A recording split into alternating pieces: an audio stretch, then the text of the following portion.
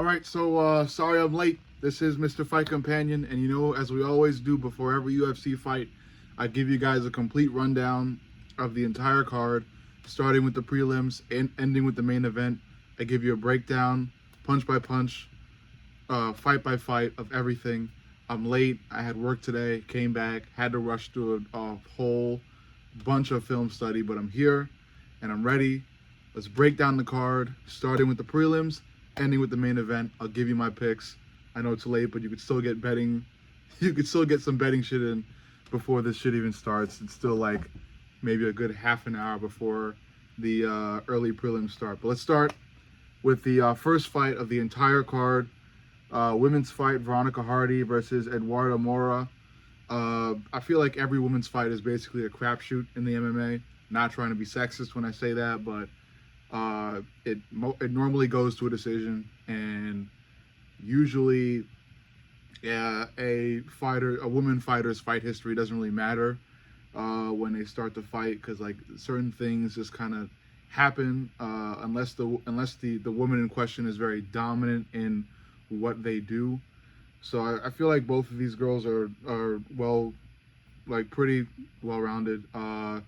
And if I had to give it to somebody, I guess I'd give it to Eduarda Mora, just because of her finish rate. I feel like Veronica Hardy is good, and I understand why she's the favorite in that fight. But Eduarda Mora, I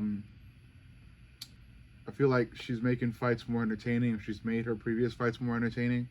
And even though she's the underdog, I think I'll go with that pick. And I don't even think it's risky either. I think I'm just going to go with it. Next up, Basil Hafez versus Oban Elliott. Oban Elliott, the Welshman, pretty hyped fighter, well-rounded, like really well-rounded. Basil Hafez, he's got okay striking, but I believe in his ground game. It's good. When these two fight, I gotta really give it to Oban Elliott here. I'll go with the favorite.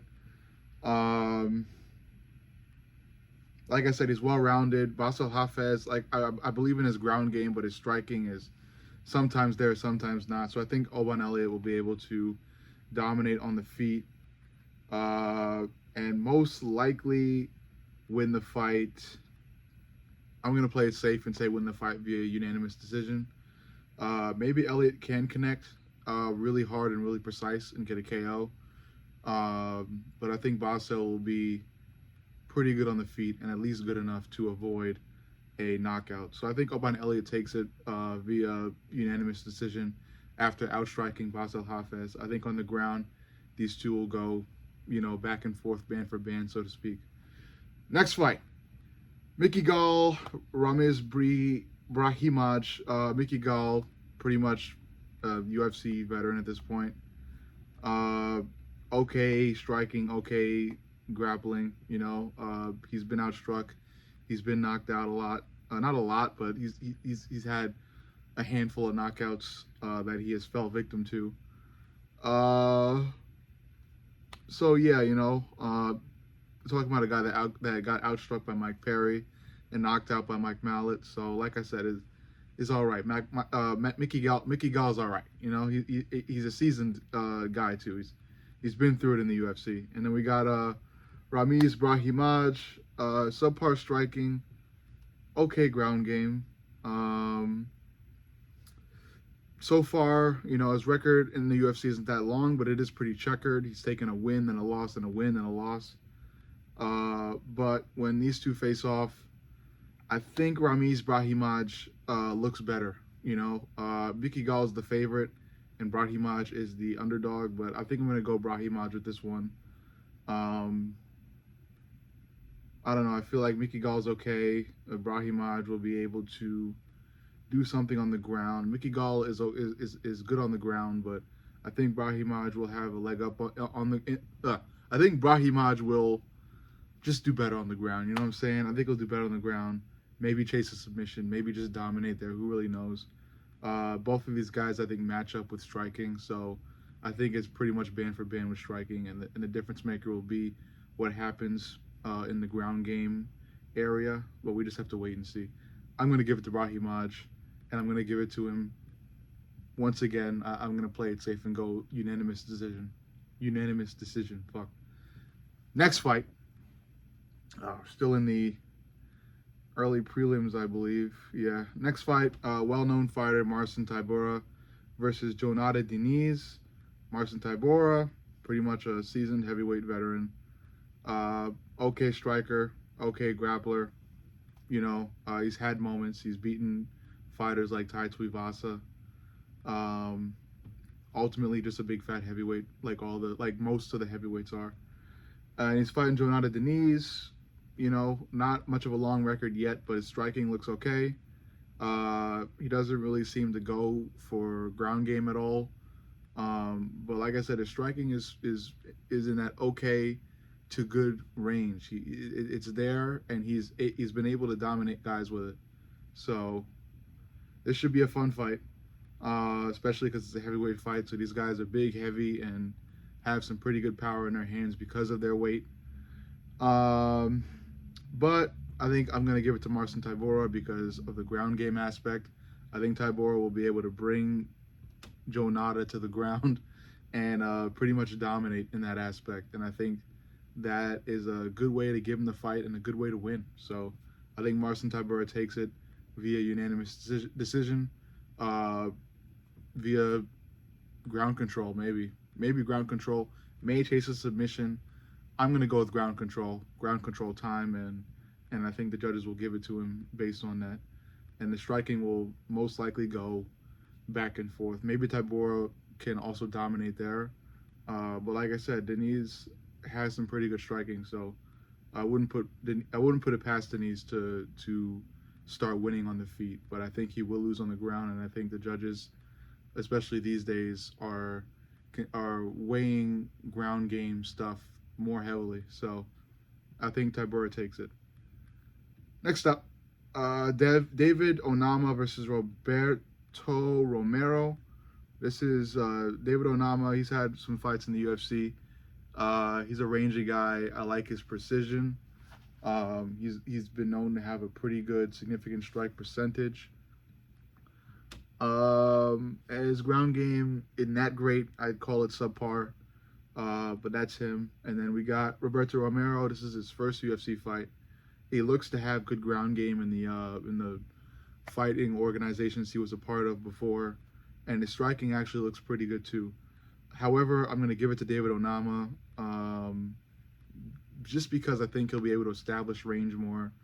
Roberto Romero is the shorter fighter here by a considerable amount, so I think Onama will be able to utilize his good precision, his good striking, and most likely utilize that to also keep this fight off the ground and keep Roberto Romero at bay with the striking and the long range stuff. So I think Onama takes it, and I'm gonna go with a round 2 TKO for Onama. I think Onama is gonna snipe Roberto Romero in the second round, and I think he's gonna test the chin of Roberto Romero.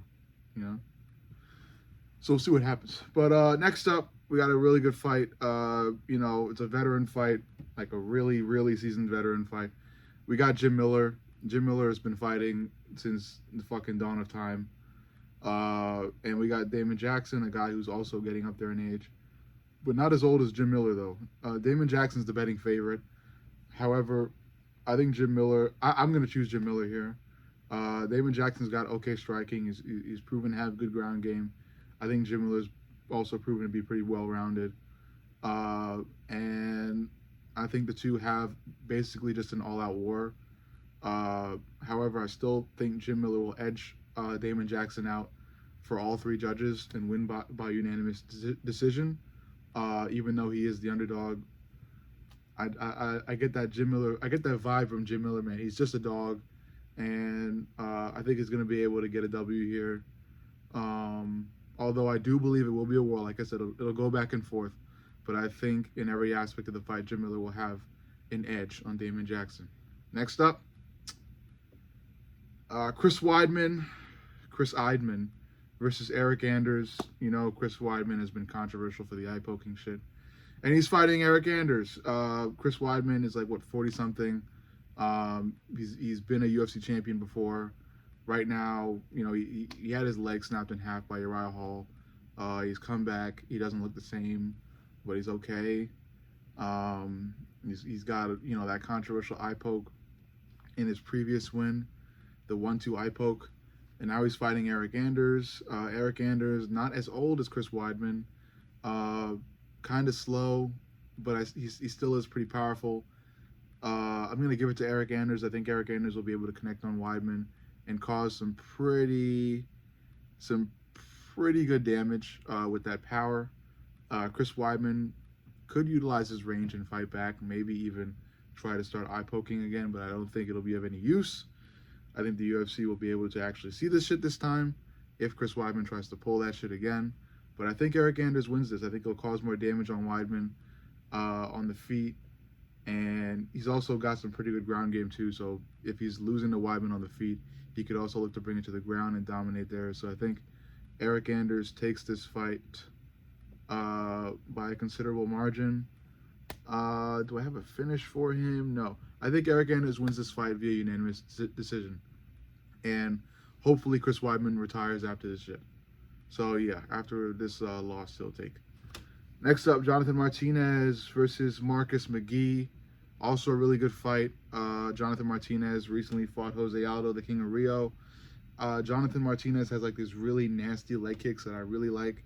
And, you know, leg kicks are something that are really just underrated. They can cause a whole fuck ton of damage and really just change a fighter's rhythm and game plan within seconds. Marcus McGee is really, really well-rounded though, and he's dangerous, and he's really just finishing guys at a really excellent and remarkable rate. But I'm gonna go with Jonathan Martinez here. I like him. I like Marcus too, but I feel like Jonathan's gonna be hungry after the loss he took to Jose Aldo, and I think Jonathan Martinez really just ain't no bitch. He's not a bitch. So I think he's gonna go at Marcus with the leg kicks. I think those leg kicks will be able to affect Marcus and his game plan. And I think it's going to be able to minimize Marcus's everything, really. I think it's going to be able to pretty much kind of contain Marcus, and maybe Jonathan Martinez can go in for a finish. But I think ultimately Jonathan Martinez will be able to utilize the leg kicks to contain Marcus McGee and minimize the things that Marcus McGee uses to defeat his opponents. And I think Jonathan Martinez pretty much wins this fight via unanimous decision here. I think I had him as that. Yeah, I think Jonathan Martinez ultimately wins this fight via unanimous decision. He chops at the legs of Marcus McGee again and again and again. And while it also damages Marcus McGee, it also builds a lot of points. Builds up a lot of points for Jonathan Martinez with the judging. So I think Martinez takes it via unanimous decision. So yeah. And now we're in the main event, and I'm going to try to breeze through these because the actual UFC fight, or at least the early prelims of UFC 309, are about to start in like 20 minutes. So I'm going to have to get this video posted while I'm live streaming. Either way, next up is Mauricio Rufy versus James Lintop. This guy, Mauricio Rufy, I intend to make a video on him soon. I haven't gotten around to it. He's basically attained the Conor McGregor style of fighting, and it's really beautiful to watch, mystical, and just really fucking impressive. He's fighting James Lintop. James Lintop, who looked decent in Dana White's Contender Series, has taken 2 L's so far since being in the UFC. He's absolutely going to get smashed by Mauricio Rufy. How do I have Mauricio? I didn't even choose a way of winning for Mauricio Rufy, but Mauricio Rufy's ultimately going to get a first round finish. I think Mauricio Rufy knocks out James Lintop in the first round, Conor McGregor style. Just, you know, distance control, range control, precision to the max. Just hitting James without James hitting him, and one of those shots just lands so clean that it just puts James out. So yeah, next up, women's match, Viviane Araújo versus Karine Silva.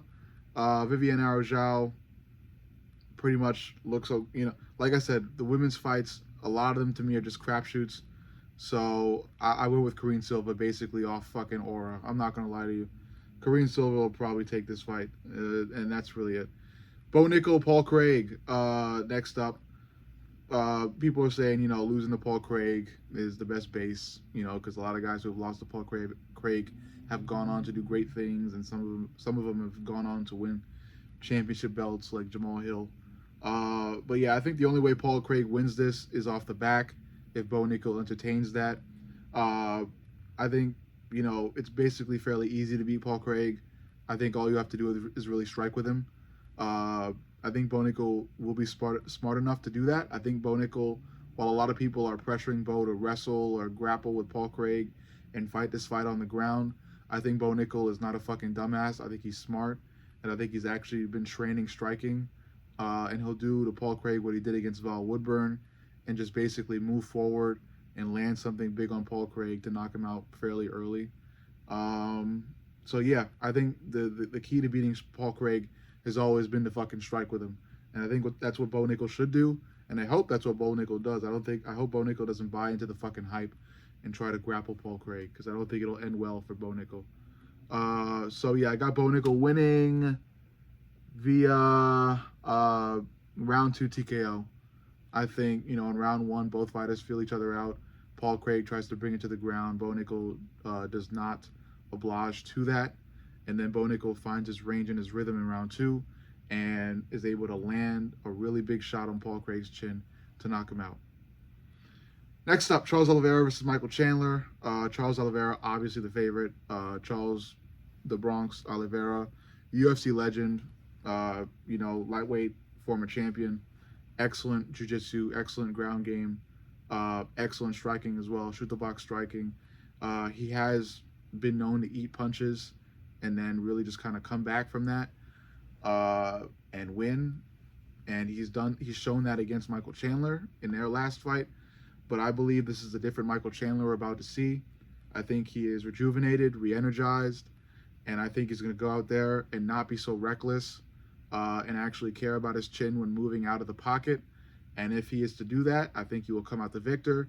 Whether this fight goes to the ground or plays out fully on the feet, I think Michael Chandler has the tools to just move really fast in and out of the pocket with quick 1-2s or even overhands and hooks. And I think he just lands on Charles more than Charles lands on him. And ultimately, I think Michael Chandler will also chase for the finish, but in a smart way and not a overzealous, crazy way where he just does not care about defense at all.